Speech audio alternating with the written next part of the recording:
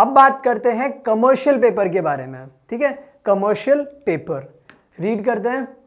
Commercial paper is an unsecured money market instrument issued in the form of promissory note. 3 words ऐसे हैं जो आपको इस particular statement में ध्यान देने की जरूरत है। सबसे पहला अनसिक्योर्ड, दूसरा money market instrument and third promissory note, ठीक है। सबसे पहले अनसिक्योर्ड। अनसिक्योर्ड का मतलब क्या होता है? एक ऐसा इंस्ट्रूमेंट जिसके अगेंस्ट में कंपनी ने कोई भी असेट मॉर्गेज में नहीं रखी है। यानी अगर आपने कंपनी को पैसा दिया और कंपनी वो पैसा लेके भाग गई तो आपके पास में कंपनी का कोई भी असेट नहीं है जिसको बेच के आप पैसा रिकवर कर सकते हो। Second thing, money market instrument. Money market instrument मतलब शॉर्ट टर्म के लिए है हमारा commercial paper. And the third word is promissory note. Promissory note क्या होता है? प्रोमिसरी नोट हम सबको पता है, बिल्स ऑफ एक्सचेंज में काम आते हैं। प्रोमिसरी नोट एक तरीके के बिल्स ऑफ एक्सचेंज ही होते हैं। यानी कि आपने मेरे से गुड्स खरीदे, आपके पास में अभी पैसे नहीं थे, तो आपने क्या किया, मुझे एक नोट बना के दे दिया जिसमें आपने लिखा है कि I will pay you 20,000 rupees in the coming 20 days, ठीक है। तो ये हो गया प्रोमिसरी नोट, ठीक है। तो कमर्शियल बैंक के बारे में क्या पता चला? अनसिक्योर्ड है, मनी मार्केट इंस्ट्रूमेंट यानी शॉर्ट टर्म इंस्ट्रूमेंट है, एंड थर्ड एक प्रोमिसरी नोट है। नेक्स्ट पॉइंट क्या है? It was introduce in India in 1990, मतलब बहुत ज्यादा पुराना नहीं है, 32 ईयर्स पुराना ही है ये इंस्ट्रूमेंट। इंडिया में कब इंट्रोड्यूस हुआ था? 1990s में। For enabling high rated corporate borrowers to diversify their source of short term borrowings, ठीक है। क्यों इंट्रोड्यूस किया गया था? ताकि जितने भी बड़ी बड़ी कंपनीज थी, हाईली रेटेड कॉर्पोरेट बॉडीज जिनकी रेटिंग्स बहुत अच्छी थी, रेटिंग का मतलब क्रेडिट वर्दिनेस, जिनका क्रेडिट वर्दिनेस बहुत अच्छा था, वो बैंक को छोड़ के बाकी जगह से भी लोन ले सके, ठीक है। जिनको बैंक से लोन नहीं लेना है उनके लिए देखो शॉर्ट टर्म बोरोविंग, उनके लिए बोरोविंग के अलग अलग सोर्सेज ओपन करने के लिए इंडिया में कमर्शियल पेपर चालू हुआ था। And to provide an additional instrument to the investors, साथ ही साथ इन्वेस्टर्स के लिए एक नया इंस्ट्रूमेंट आ जाए, इसके लिए कमर्शियल पेपर आया था। कब आया था इंडिया में? 1990 में आया था, ठीक है। ये चीज याद रखना, 1990s में आया था। क्यों आया था? ताकि जो बहुत हैवी क्रेडिट वर्दिनेस वाले जितने भी कॉर्पोरेट बॉडीज हैं उनको अगर पैसा बोरो करना हो तो कमर्शियल पेपर एक इंस्ट्रूमेंट बने उनके लिए, और साथ ही साथ इन्वेस्टर्स के लिए भी एक इंस्ट्रूमेंट बने अगर किसी को पैसा इन्वेस्ट करना हो तो। As the debt is unsecured, the firms having good credit rating can issue CP. CP का मतलब कमर्शियल पेपर। क्या बोला गया है? कमर्शियल पेपर अनसिक्योर्ड है, तो कौन इशू कर सकता है? सिर्फ वो कंपनी जिनकी क्रेडिट रेटिंग बहुत अच्छी हो। क्रेडिट रेटिंग का मतलब क्या होता है? Credit worthiness. बेसिकली जिस भी कंपनी की क्रेडिट रेटिंग बहुत हाई होती है, मतलब ऐसी कंपनी अपने बिल्स टाइम पे भरती है, जितने भी डेट उन्होंने लिए उनके इंटरेस्ट वो टाइम पे भरती है, वो लोन वापस रीपे करती है। मतलब जिन भी कंपनीज का क्रेडिट रेटिंग बहुत हाई होता है, ऐसी कंपनीज में फ्रॉड के चांसेस कम से कम होते हैं, ठीक है। अब ये क्रेडिट रेटिंग कौन देता है? इनकी एजेंसीज होती है, जैसे क्रिसिल है इंडिया में, वो आपको क्रेडिट रेटिंग या कोई भी कंपनी को क्रेडिट रेटिंग इशू करती है। तो कौन सी कंपनीज कमर्शियल पेपर इशू कर सकती है? सिर्फ वो कंपनी जिनका क्रेडिट रेटिंग बहुत हाई हो। टू बी वेरी प्रिसाइज, सिर्फ वो कंपनीज इशू कर सकती है जिनका क्रेडिट रेटिंग AA से ज्यादा हो, ठीक है। The regulations come under the purview of RBI। अच्छा, कमर्शियल पेपर का जितने भी रूल्स एंड रेगुलेशंस होते हैं वो कौन सेट करता है? RBI, यानी कि रिजर्व बैंक ऑफ इंडिया। अब एक चीज यहां पे भी आप याद रखो, मनी मार्केट वाले जितने भी इंस्ट्रूमेंट्स होंगे ना, वो RBI गवर्न करती है, और कैपिटल मार्केट वाले जितने भी इंस्ट्रूमेंट होंगे ना, उनको सेबी गवर्न करती है, ठीक है। ये चीज याद रखना। Individuals, banking companies, other corporate bodies and unincorporated bodies, NRIs and foreign institutional investors etcetera can invest in CP। कौन कौन इन्वेस्ट कर सकता है? भाई इंडिविजुअल्स यानी हम जैसे लोग कर सकते हैं, बैंकिंग कंपनीज यानी बैंक्स कर सकती है, कॉर्पोरेट बॉडीज यानी कोई दूसरी कंपनी है वो भी कर सकती है, अनइनकॉर्पोरेटेड बॉडीज यानी ऐसी कंपनी जो अभी तक स्टार्ट भी नहीं हुई है वो भी कमर्शियल पेपर में इन्वेस्ट कर सकती है, NRIs वो भी कर सकते हैं, फॉरेन इंस्टीट्यूशनल इन्वेस्टर यानी अगर कोई फॉरेन का बंदा है वो चाहता है इंडिया के कमर्शियल पेपर में इशू मतलब इन्वेस्ट करना तो वो भी कर सकता है। सिंपल।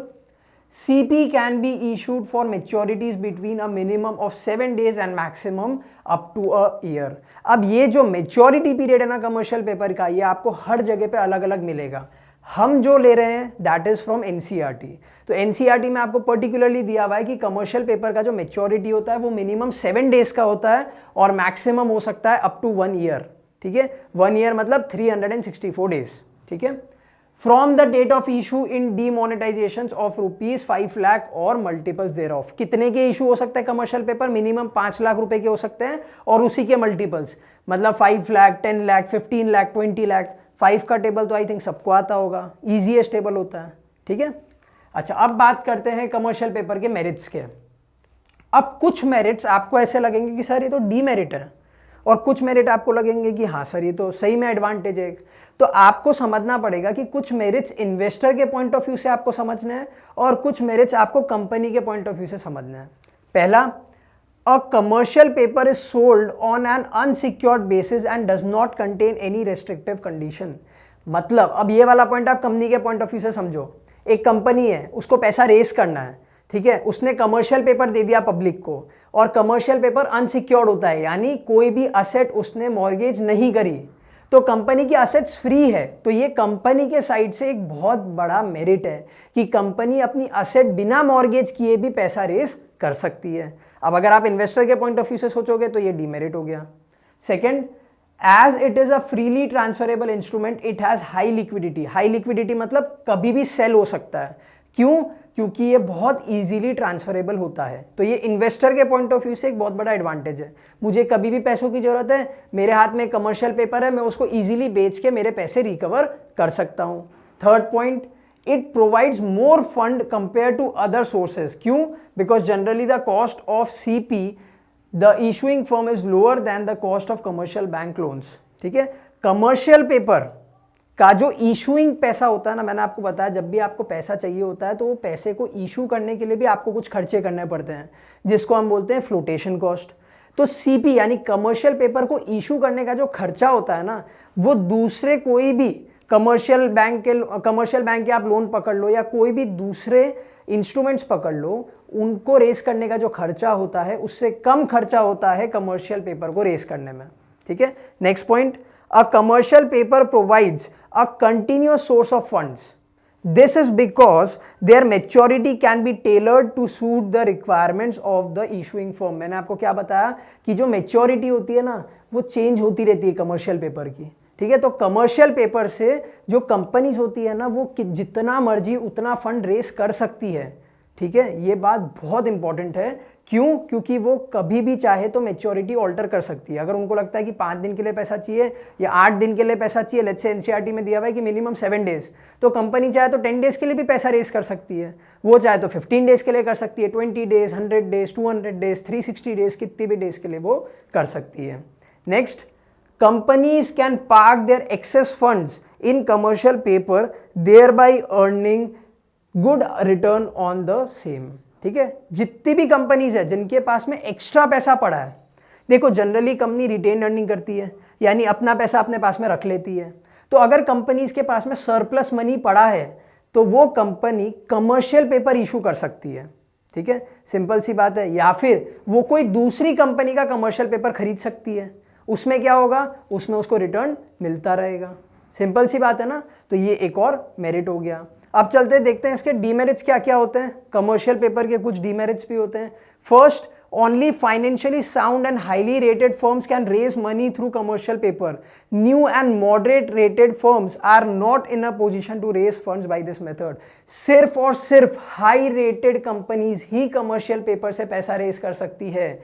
जो न्यू कंपनीज है उनको कमर्शियल पेपर से पैसा रेज करना अलाउड नहीं होता है।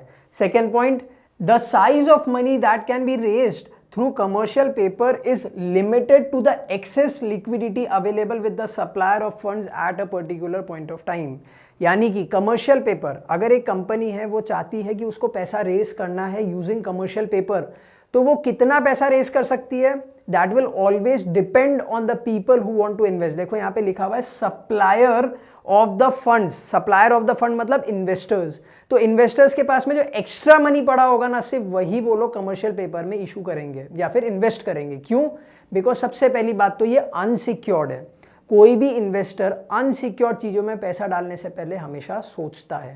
Third point, commercial paper is an impersonal method of financing. As such, if a firm is not in a position to redeem its paper due to financial difficulties, extending the maturity of CP is not possible.